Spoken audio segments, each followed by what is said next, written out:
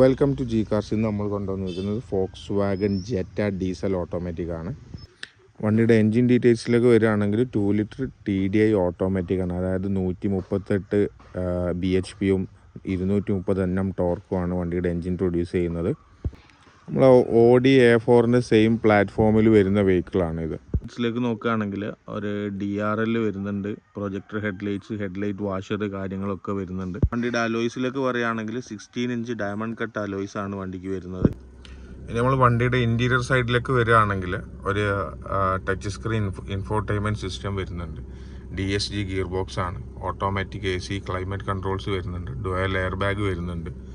പിന്നെ side mirror adjustment വരുന്നുണ്ട്. അതിൽ ഡീഫോഗർ കാര്യങ്ങളൊക്കെ വരുന്നുണ്ട്. അതുപോലെ നമുക്കിവിടെ 2 കപ്പ് ഹോൾഡേഴ്സ് വരുന്നുണ്ട്. ഒരു ഹാൻഡ് റെസ്റ്റ് വരുന്നുണ്ട്. അതിലൊരു സ്റ്റോറേജ് സ്പേസ് വരുന്നുണ്ട്. റിയറിലേക്ക് വരികയാണെങ്കിൽ നമുക്കിവിടെ ഒരു ഹാൻഡ് റെസ്റ്റ് വരുന്നുണ്ട്. അതിൽ 2 കപ്പ് ഹോൾഡേഴ്സ് വരുന്നുണ്ട്. നമുക്ക് ഡിക്കിലേക്കുള്ള ആക്സസ് വരുന്നുണ്ട്. Rear AC vent, charging port കാര്യങ്ങളെല്ലാം റിയറിൽ വരുന്നുണ്ട്. 2015 ആണ് വണ്ടീൻ്റെ ഇയർ വരുന്നത്. 68,000 കിലോമീറ്റർ ഡ്രിവൺ, സിംഗിൾ ഓണർഷിപ്പിൽ വരുന്നൊരു വെഹിക്കിളാണ്.